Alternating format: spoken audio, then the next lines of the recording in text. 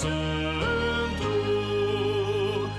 exaltado seja nosso Deus e Pai, exaltado para sempre o exaltai. Cantem, louvem lá nos céus, nosso Deus e Rei Jesus, exaltado seja Deus, Santo, Santo, nosso Deus eterno Pai, Santo, Santo, deu-nos bênçãos por Jesus. Vede, vede, ao Senhor glorificai, vós os salvos pela cruz, sim, conosco glória dai. Vinde, vinde, exaltado seja nosso Deus e Pai, exaltado para sempre o exaltai. Cantem, louvem lá nos céus, nosso Deus e Rei Jesus, exaltado seja Deus, Santo, Santo.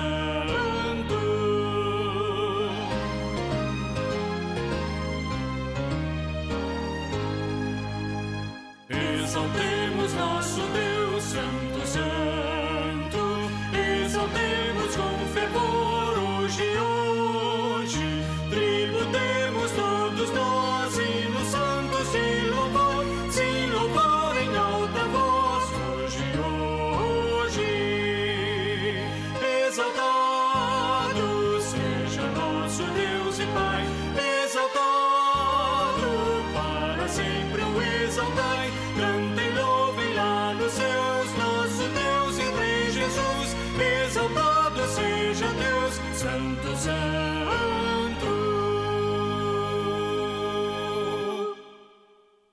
Bom dia, irmãos e irmãs, mais um domingo, mais um dia do Senhor. Deus possa abençoar a cada um de nós nesse dia, que nós possamos realmente separar esse dia para o louvor, a glória, a adoração do nosso Deus. Vamos ouvir aquilo que Deus tem reservado para nós, a palavra que Deus tem colocado no nosso coração. Vamos orar. Pai Santo, Deus amado, mais um dia na Tua presença. Mais uma manhã, Senhor Deus, em que experimentamos as misericórdias do Senhor se renovando sobre as nossas vidas. Pai, muito obrigado, porque Tu és um Deus misericordioso, Tu és um Deus bondoso, Tu és um Deus cheio de graça. Ó Pai, recebe a nossa adoração nesta manhã, Pai. Adoramos-Te, ó Pai, Filho, Espírito Santo, Trindade bendita, por reconhecermos que sem a presença Tua nas nossas vidas, sem a adoração, sem o louvor, sem a gratidão, nós não somos nada. Dependemos de Ti, somos carentes da Tua graça, da Tua misericórdia. E agora, quando vamos ouvir a Tua palavra, quando vamos abrir, Senhor Deus, as Escrituras, pedimos, ó Pai, que as palavras dos nossos lábios, o meditar do nosso coração sejam agradáveis na presença do Senhor. Fala conosco, Pai, para que possamos falar com o Teu povo. Essa é a nossa oração, nós a fazemos no nome de Jesus. Amém. Queridos irmãos e irmãs, vamos abrir a palavra do Senhor no Salmo 137. Salmo 137. Nós vamos ler os 6 primeiros versículos desse salmo. Diz assim a palavra do Senhor: às margens dos rios da Babilônia nós nos assentávamos e chorávamos, lembrando-nos de Sião. Nos salgueiros que lá havia pendurávamos as nossas harpas, pois aqueles que nos levaram cativos nos pediam canções, e os nossos opressores que fôssemos alegres, dizendo: entoai-nos algum dos cânticos de Sião. Como, porém, haveríamos de entoar o canto do Senhor em terra estranha? Se eu de ti me esquecer, ó Jerusalém, que se apegue a minha mão direita, que se resseque a minha mão direita. Apegue-se-me a língua ao paladar, se me não lembrar de ti, se não preferir eu, Jerusalém, a minha maior alegria. Durante toda a semana que passou, eu conversei com muitas pessoas sobre a situação que nós estamos vivendo nos últimos dias. Há uma grande desilusão na maioria da população. Há uma grande frustração. Um sentimento de desespero até podemos dizer, tem tomado conta da humanidade nos últimos dias. Quase todas as pessoas com quem eu tenho conversado falam de sentimentos muito parecidos, apesar de serem pessoas diferentes, de cultura diferente, de classe social diferente, de sexo diferente. Mas há um sentimento comum de medo, de frustração, de insegurança. Não importa a classe social, a cultura, ou mesmo a religião professada. O que existe hoje é um sentimento de impotência diante das circunstâncias que estamos vivendo. Um sentimento muito parecido com o que o salmista descreve aqui no Salmo 137. O salmista fala do passado, ele diz, olha, nós nos assentávamos, nós chorávamos, lembrando de Sião. Lá nós pendurávamos as nossas harpas.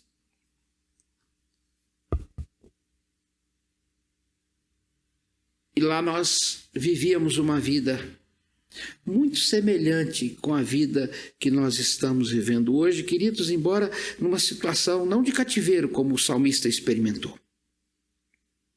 E eu queria que nós olhássemos para esse salmo hoje e nós tentássemos extrair desse salmo quais são esses sentimentos que o povo de Israel viveu no passado e que muitos de nós estamos vivendo hoje, e vamos tentar encontrar uma forma de nós amenizarmos um pouco a nossa dor, a nossa incapacidade de gerenciar essa situação que nós estamos vivendo hoje.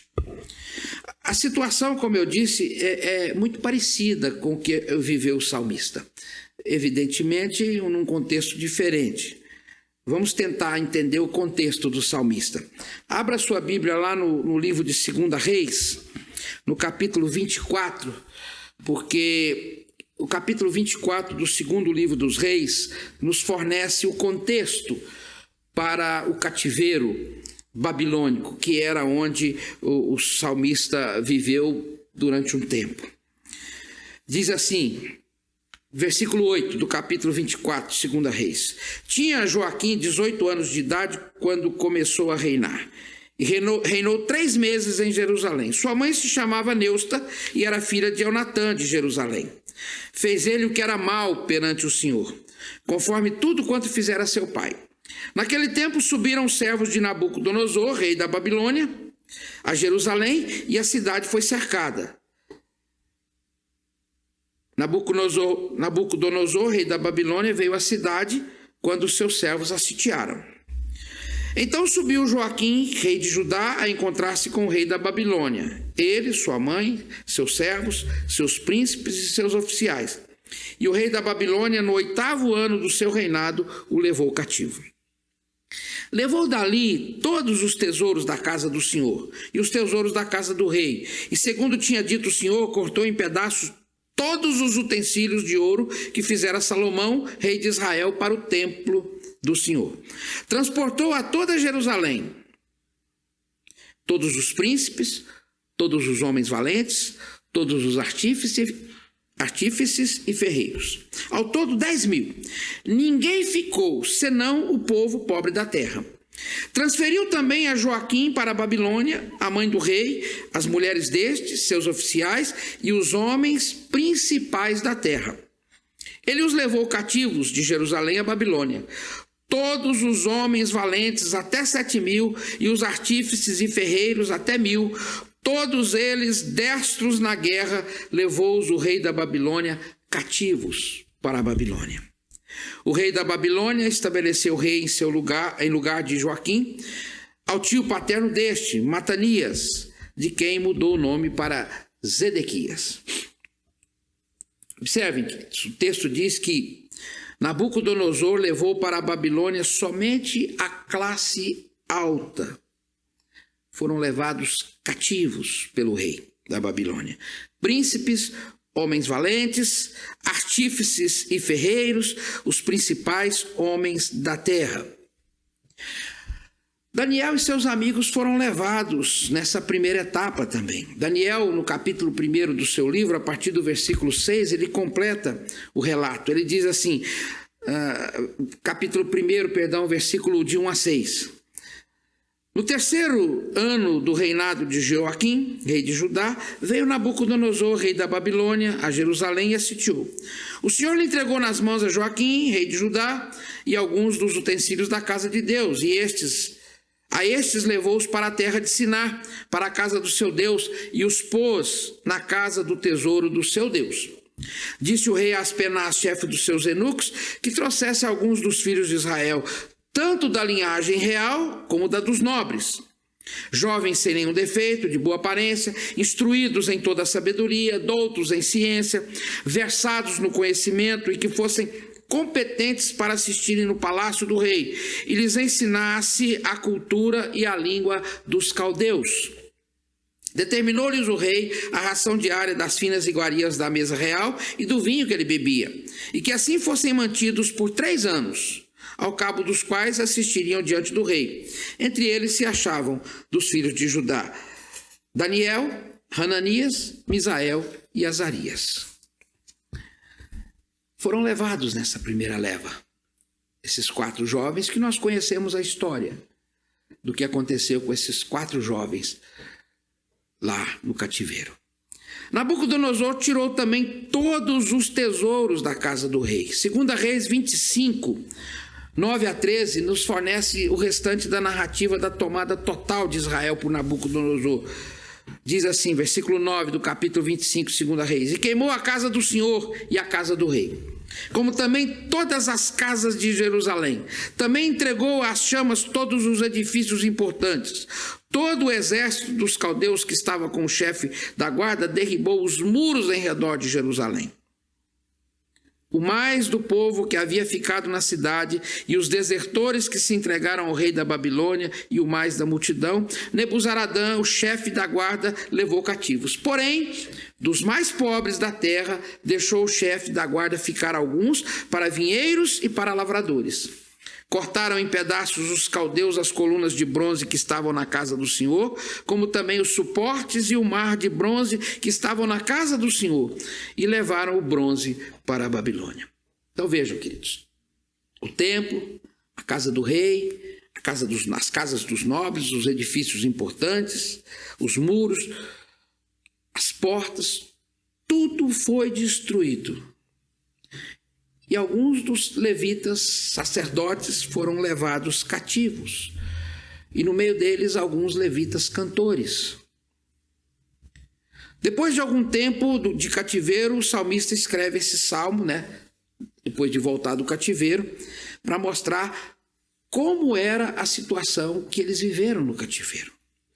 Qual era o sentimento do povo de Israel no período do cativeiro? É exatamente sobre alguns desses sentimentos que eu quero analisar com os irmãos e irmãs nesta manhã, porque eu vejo aqui, como eu já disse no início, uma identificação muito forte com os sentimentos que nós estamos observando no povo nos nossos dias atuais. O primeiro sentimento que eu vejo aqui é tristeza. Uma tristeza profunda tomou conta dos cantores. É preciso deixar claro aqui, queridos, quando eu falo levitas, cantores, eu estou falando aqui não de uma vocação, mas de uma das tribos, a tribo dos levitas. A tribo dos levitas foi escolhida por Deus, porque era a tribo de Moisés e de Arão, para ministrarem na presença do Senhor. Tem nada a ver com essa história de levita cantor de hoje. Até porque esses que se dizem levitas hoje não são descendentes da tribo dos levitas de Israel. Tem nada a ver. Esses levitas que ministravam no tabernáculo, que eram sacerdotes, que eram responsáveis pela liturgia, pela música, pelas atividades dentro do tabernáculo, do templo, foram levados. E eles retratam aqui no primeiro versículo: às margens dos rios da Babilônia, nós nos assentávamos e chorávamos, lembrando-nos de Sião. Sentimento de tristeza profunda pela situação. A tristeza é um estado de espírito provocado por fatores externos, na grande maioria das vezes. A tristeza é provocada por situações, por circunstâncias que são alheias à nossa vontade, que fogem ao nosso controle. Muitas coisas que acontecem e que fogem ao nosso controle podem provocar em nós uma tristeza profunda. Por exemplo, uma doença inesperada, a perda de algum familiar, a perda de um amigo querido, a separação de pessoas queridas, a perda de um emprego. Coisas semelhantes a essas podem trazer uma tristeza à nossa vida, ao nosso coração. É verdade que há alguns casos de tristeza que são inexplicáveis e que são sentimentos internos, que só aquele que sente pode compreender a dimensão que ela toma. Mas que também pode ser percebida por pessoas que convivem conosco, pessoas que nos conhecem, pessoas que estão à nossa volta e que, por nos conhecerem bem, elas detectam quando nós estamos com algo incomodando e que traz tristeza sobre a nossa alma. Foi o caso, por exemplo, de Neemias. Neemias, no capítulo 1, ele diz que recebeu a visita de alguns que vieram lá de Jerusalém, um dos seus irmãos, Hananias, e ele pergunta como é que estava, e o irmão diz: olha, aqueles que lá ficaram, aqueles que estão lá na província, estão em grande miséria e desprezo. Isso trouxe tristeza, profunda tristeza ao coração de Neemias. E Neemias começou a orar e a jejuar pelo seu povo. E um dia Neemias se apresenta diante do rei, e o rei olha para Neemias e o rei percebe que alguma coisa estava diferente. E o rei pergunta, capítulo 2, versículo 2 de Neemias, o rei me disse: por que está triste o teu rosto, se não estás doente? Tem de ser tristeza de coração. O rei conhecia Neemias. E o rei sabia dos sentimentos que passavam pelo coração de Neemias. No caso dos cantores aqui, queridos, alguns fatores provocaram a tristeza. Vejam, ele diz assim: às margens dos rios da Babilônia, nós nos assentávamos e chorávamos, lembrando-nos de Sião. Saudade da terra querida. A saudade pode ser um fator que desencadeia a tristeza no nosso coração. Eles tinham saudade não somente de Israel, mas eles tinham saudade da vida que eles viviam ali, dos amigos que ficaram, de alguns familiares, da cidade de Jerusalém, do templo, do dia da adoração, das músicas, do louvor que eles entoavam, das festas que eram motivo de muita alegria, lua nova, trombetas. Eles tinham saudade da vida espiritual que eles levavam ali, no louvor, na adoração, no culto que eles prestavam a Deus. Eles se lembravam de Sião, eles se lembravam do que ficou para trás.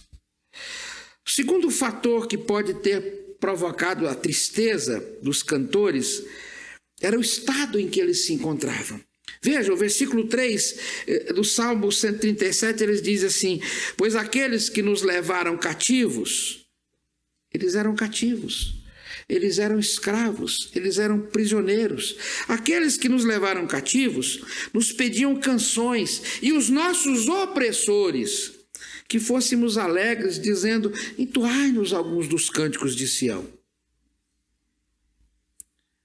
E a resposta é: como? Como, porém, haveríamos de entoar o canto do Senhor em terra estranha? Eles eram cativos de um povo terrível. Eles dizem aqui, eram opressores, eles eram oprimidos. O povo os oprimia. Povo bárbaro, os maltratava. E apesar de maltratar, oprimir, eles ainda pediam que eles cantassem os cânticos de Sião, eles pediam que eles fossem alegres. Aquele que nos levaram nos pediam canções e que fôssemos alegres. Como ser alegre se o templo ficou para trás, destruído, em ruínas? Se os muros foram destruídos, se as portas da cidade foram queimadas, se a cidade, se o palácio do rei, se a casa de Deus estava destruída? Eles estavam distantes, sem poder fazer nada para mudar a situação dos que ficaram e a deles próprios. O terceiro fator que desencadeou essa tristeza é o estado dos que ficaram. Quem pensa que o estado de quem fica é melhor do que o estado de quem vai, se engana.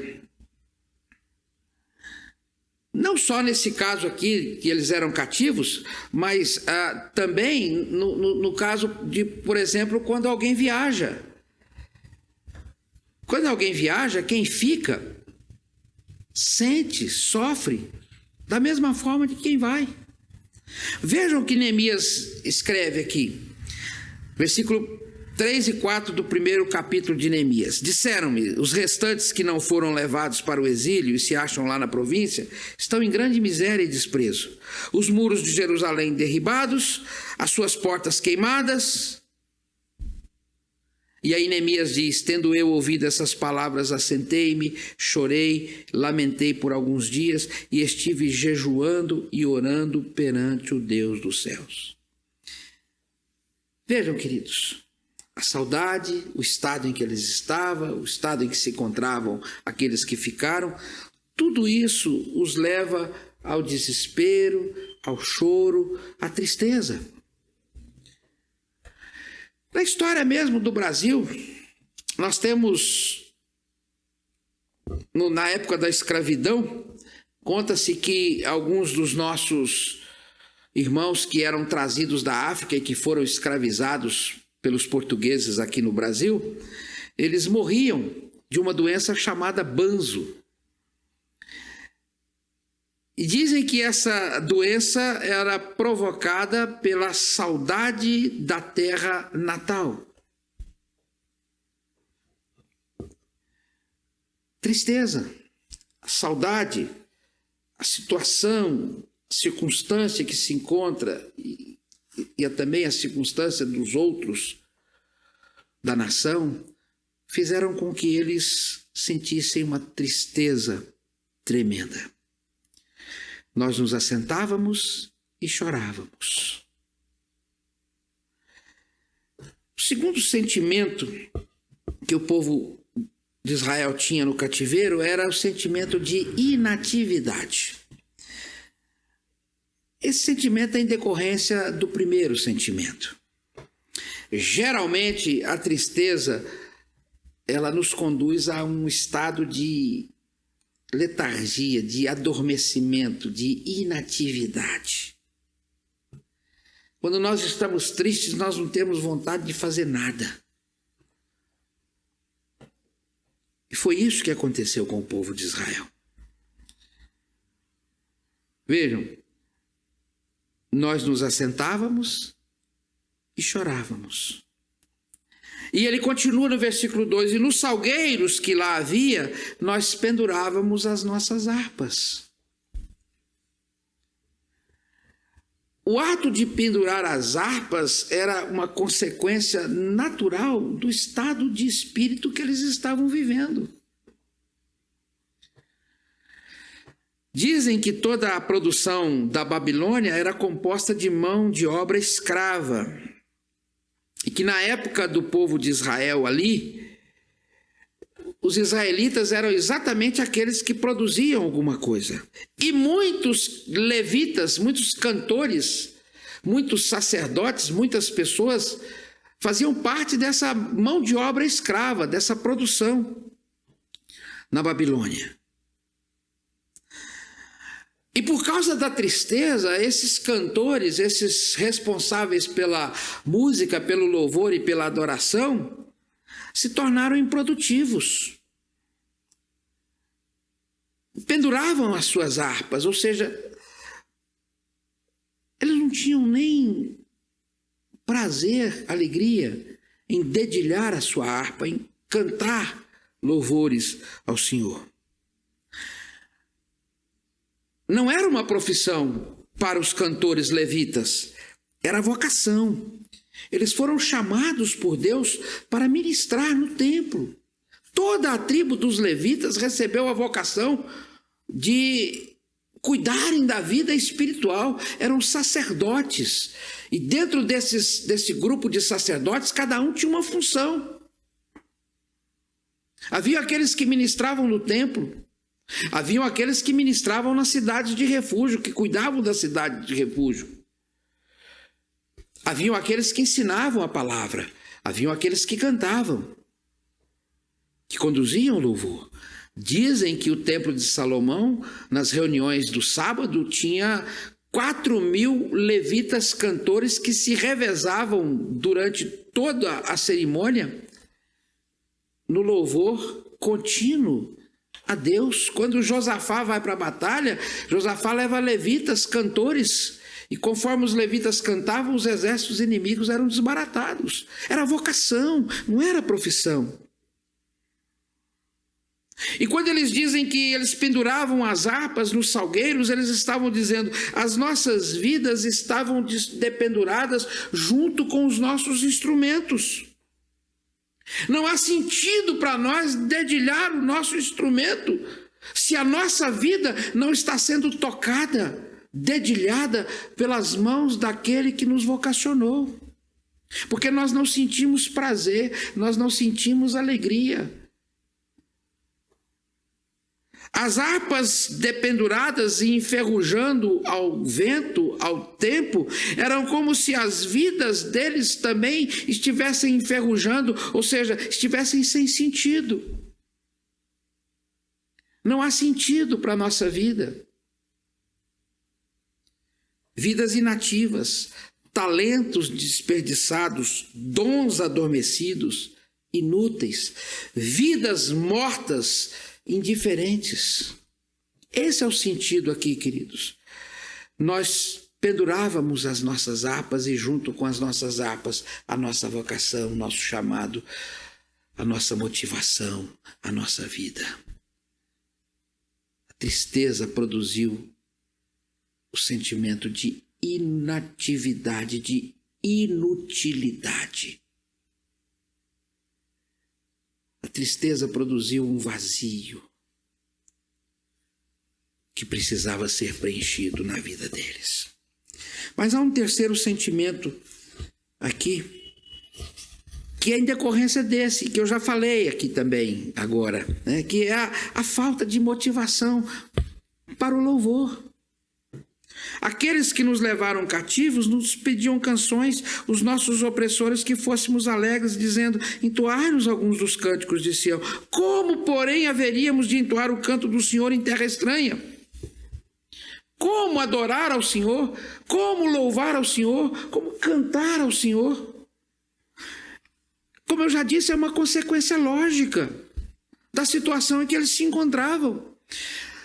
Tristeza produz inatividade, e a inatividade produz a falta de motivação para o louvor, para a adoração. Eu fico imaginando a situação desses cantores naquele lugar maravilhoso. Os jardins suspensos da Babilônia era uma das 7 maravilhas da antiguidade, mas nem isso motivava os levitas a cantarem. Diz, olha, aqueles que nos levaram cativos nos pediam canções, os nossos opressores que fôssemos alegres. Mas como entoar o canto do Senhor em terra estranha? É impossível louvar ao Senhor com todo o nosso ser, uma vez que não existe motivação. Queridos irmãos, queridas irmãs, o judeu sabe quem é Deus. O judeu sabe da importância do louvor puro, sincero a Deus. É impossível louvar a Deus sem que o ser completo esteja envolvido nisso. O Senhor Jesus Cristo repreendeu os israelitas do seu tempo, dizendo: vocês me louvam com os lábios, mas o coração está longe de mim. Deus não aceita louvor incompleto. Deus quer que nós estejamos integralmente envolvidos no serviço, na vocação, na adoração, no louvor a Ele. Vós me louvam com os lábios, mas o coração está longe de mim. E os levitas aqui, os cantores aqui, não podiam louvar só com os lábios, se o coração não estava ali, se não havia motivação. Como abrir os lábios apenas?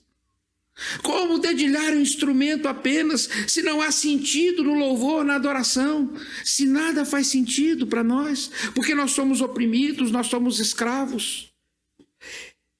E mais, eles reconheciam que aquela situação era por causa do pecado deles, do pecado do povo. Mais tarde Daniel vai escrever isso. Daniel vai dizer: Senhor, nós pecamos. Os nossos pais, os nossos príncipes, os nossos reis, todos nós pecamos. E nós estamos vivendo isso aqui porque o Senhor profetizou isso através de Moisés lá em Deuteronômio 28. O cativeiro nada mais é do que consequência dos nossos pecados. Queridos, o pecado entristece. O pecado não nos deixa louvar a Deus da forma que nós devemos adorar, devemos louvar. O pecado é algo terrível na vida do cristão. O pecado traz tristeza. O pecado traz esse sentimento de inatividade. O pecado traz esse sentimento de falta de vontade de louvar.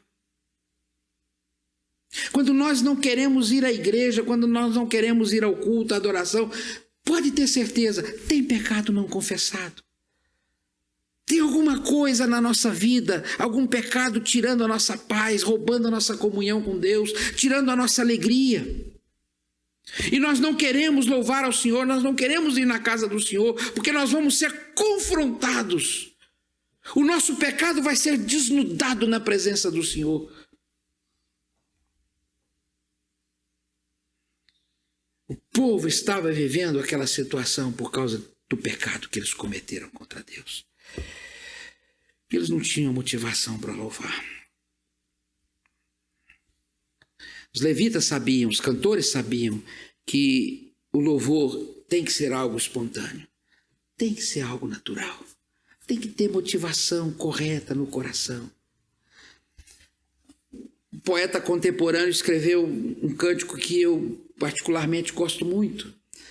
Ele diz assim: quero louvar-te sempre mais e mais, quero louvar-te sempre mais e mais, buscar o teu querer, tua graça conhecer, quero louvar-te. E esse era o sentimento que imperava no coração dos cantores lá na Babilônia. Eles queriam louvar o Senhor.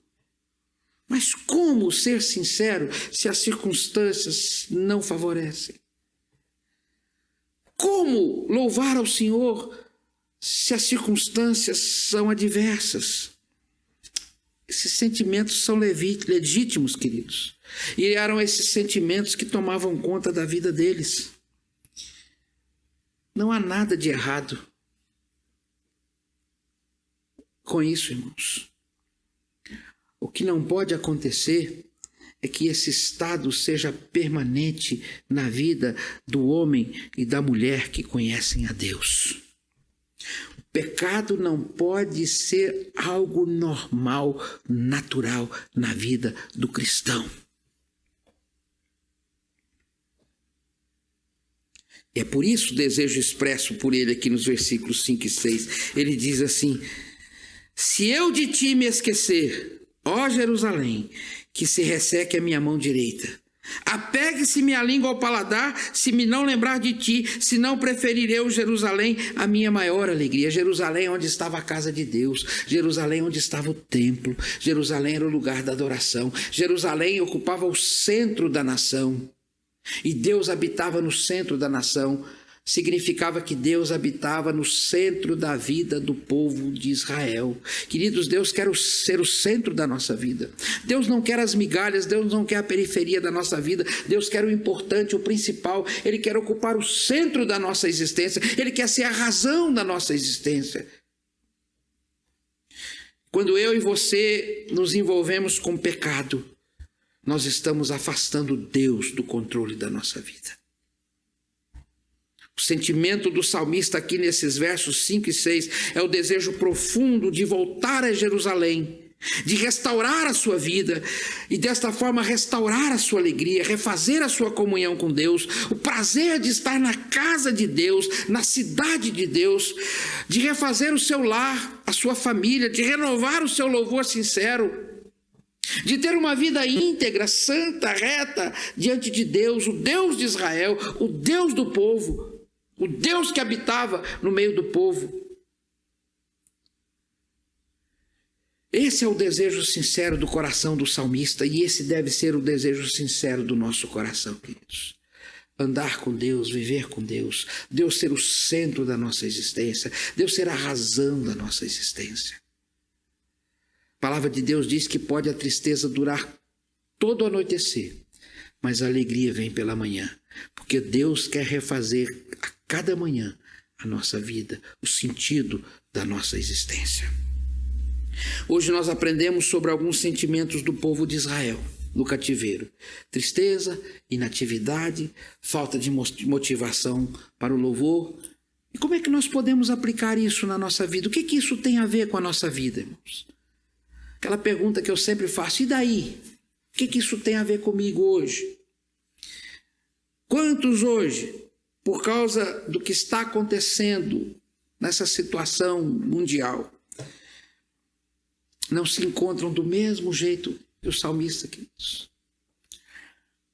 Outro dia eu conversei com um irmão aqui, que é presbítero aqui, no ponto de táxi de frente à igreja, e eu disse para ele assim: pastor, ô presbítero, como é que está a sua igreja? Ele falou: pastor, uma tristeza só. Uma tristeza só. Nós não estamos nos reunindo, as pessoas estão tristes, o pastor tem tentado conversar com as pessoas estão desanimadas, as pessoas estão presas dentro de casa. Ele falou assim: pastor, a gente tem que sair para trabalhar, mas aqueles que não têm trabalho estão vivendo uma situação difícil, de miséria, de tristeza. Muitos estão vivendo essa situação, queridos. O cativeiro imposto por essa pandemia, presos dentro de casa. E quantos são cativos do pecado, dos desejos, dos prazeres da carne, queridos? Quantos estão em outro tipo de cativeiro? O cativeiro do ódio, do desamor, da ira, da vingança, do desprezo, da indiferença. Quantas mulheres não se encontram cativas do desejo egoísta e tirano do esposo? Quantos maridos encontram-se cativos da indiferença, da crítica destrutiva de suas esposas? Quantos pais, quantos filhos, com suas vidas dependuradas, com suas vidas enferrujando? Quantos, à semelhança dos levitas, não gostariam de restaurar a sua vida? Querido irmão, querida irmã, é necessário nós abandonarmos o pecado, deixarmos o cativeiro do pecado, do vício, da ira, da discórdia, da inimizade, do ódio. E buscarmos a reconciliação com o nosso Deus. Esse é um tempo de reconciliação. As pessoas ainda não se aperceberam que esse tempo é o tempo para nós pararmos, para nós voltarmos a nossa atenção para a palavra do Senhor. Desliga o celular, desliga a televisão, sai da rede social, volta para a palavra de Deus. Para de postar essas porcarias de política, de coisa que não edifica nem a sua vida, nem a vida de quem ouve. E vai para a palavra de Deus, vai orar, vai buscar comunhão com Deus. É isso que está faltando, queridos. Deus está dando um tempo para nós nos arrependermos da nossa inércia, da nossa inatividade, da nossa indiferença. E muitos ainda não perceberam isso. E continuam as suas vidas inúteis, fúteis, vazias, sem sentido. E reclamam depois: pastor, o que é que Deus quer comigo? Vai ler a Bíblia para você ver o que é que Deus quer com você.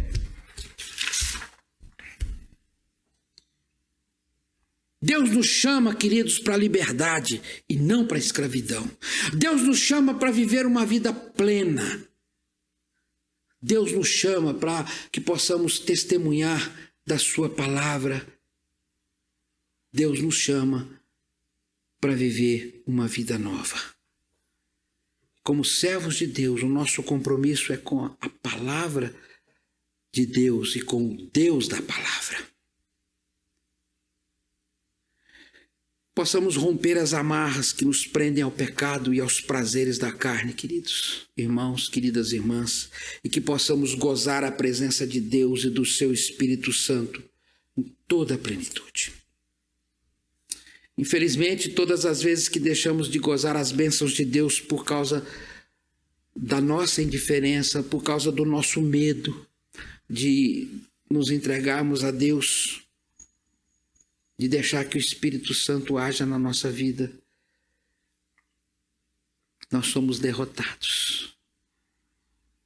É preciso romper com os traumas, é preciso romper com os dogmas, é preciso deixar que Deus toque através do seu Espírito Santo a nossa vida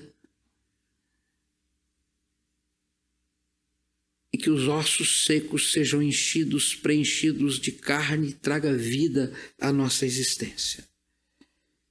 Entrega o teu caminho ao Senhor, confia nele e ele tudo fará. Há 2 semanas atrás eu terminei a mensagem da manhã com uma frase e eu quero terminar com essa mesma frase a mensagem de hoje. Porque ela reflete a mais pura verdade do que nós estamos precisando hoje, queridos. A frase é: não precisamos de explicações. Precisamos de uma pessoa. Precisamos de Jesus Cristo, nosso refúgio, nossa fortaleza, a força da nossa vida. É isso mesmo, querido irmão, querida irmã. Eu e você precisamos de Jesus. Só de Jesus. Que Deus nos abençoe. Pai querido, Deus soberano, onipotente, restaura em nós, Senhor Deus, a alegria da salvação. Pai, se esse tempo tem sido um tempo que tem roubado a nossa tristeza, que tem trazido inatividade, e muitos de nós temos experimentado, Senhor Deus, um estado de letargia, de indolência, de falta de vontade, até de te louvar, Pai. Desperta-nos, ó Pai. Toca na nossa vida, Pai, com teu Espírito Santo. Transforma-nos, ó Pai. Restaura em nós a alegria, Senhor Deus, o prazer da comunhão com o Senhor, da oração, da leitura da palavra, da meditação. Pai, em nome de Jesus, dá-nos força, Pai, dá-nos coragem para deixar de lado, Senhor Deus, o celular, a televisão, a internet, as redes sociais. Isso tudo, Senhor Deus, que não contribui em nada para a nossa edificação. Pelo contrário, Pai, que só mina as nossas energias espirituais, que é instrumento de Satanás, Senhor Deus, que é bênção sim, Pai. Porque tem sido bênção para nós ouvirmos, Senhor Deus, através da internet, desses meios que o Senhor mesmo tem inspirado os homens, ó Pai, dessa tecnologia, mas também, Senhor Deus, muitas vezes ela é uma desgraça, Senhor Deus. Muitas vezes ela é usada por Satanás, Senhor Deus, é instrumento do capeta na vida de muitos, ó Pai, para destruir a vida espiritual, para minar a vida espiritual. Pai, em nome de Jesus, Pai, que tenhamos coragem de usar esse instrumento, Pai, essa tecnologia somente para o bem, somente para a edificação, Pai querido. Que possamos reencontrar, Senhor Deus, em meio a essa situação caótica do mundo que nós estamos vivendo, que possamos nos reencontrar, Senhor Deus, com a verdadeira alegria, que é Jesus. Ó Pai, a alegria não é sentimento, é uma pessoa. A paz não é um sentimento, é uma pessoa. É Jesus. E nós queremos encontrar com Jesus diariamente, Pai, a todo instante. E que Ele traga, Senhor Deus, sentido, que Ele traga razão, que Ele traga alegria, paz, gozo permanente à nossa vida, Pai. Precisamos de Jesus, Pai. Precisamos de Jesus. Oramos, Pai, por todos aqueles que sinceramente, Senhor Deus, ouviram essa palavra, que sinceramente, Senhor Deus, querem entregar a sua vida nas Tuas mãos para uma mudança real, de propósito, de significado. Uma vida nova, Pai. Por esses eu oro, por esses eu intercedo, Pai. Em nome de Jesus. E agora, irmãos e irmãs, vós que em outro tempo não erais povo, mas agora sois povo de Deus. Vós que não tinhas alcançado misericórdia, mas que agora alcançastes a misericórdia. Que a graça do Senhor Jesus, que o amor eterno e insondável do nosso Deus e Pai, e que as ternas e constantes consolações do Divino Espírito Santo repouse sobre vós, e sobre vós permaneça até o dia glorioso do Senhor Jesus. Maranata, vem, Senhor Jesus. Amém.